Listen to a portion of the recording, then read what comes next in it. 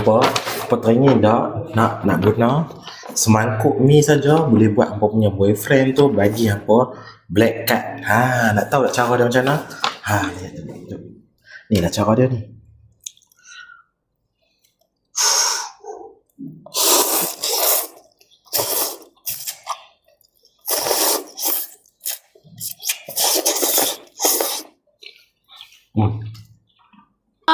Nampak sedap bro. Hampa makan apa dia punya special? Nampak sedap kan? Nampak sedap tu special dia sebab tengok ni. Kita punya bahan-bahan kita menggunakan ni tau. Bahan-bahan yang original. Nampak? Apa dia punya nak masak tu lama ke? Kalau ikutkan ni nak masak dia kurang-kurang kena 5 jam tau. Bukannya set lama. Tapi hampa jangan risau. Sebab apa? Tengok ni. Kita punya paste mi kari sejati kita dah pun siap. So tak perlu lagi risau. Yang paling penting sekali tengok dia tak menggunakan powder tau. Nampak?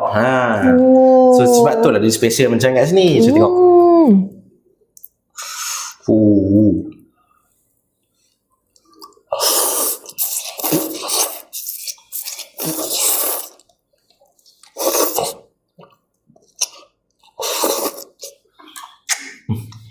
Memang sangat-sangat sedap ni. So kalau hampa teringin nak hampa punya boyfriend hampa tu bagi hampa black card. Macam mana rahsia dia? Ni lah rahsia dia. Dah nampak? Hampa bagi dia try makan nyonya mi kari ni. Nak try tu dekat mana? Nak try dekat mana? Hampa boleh pilih kita punya TikTok shop dekat beg kuning.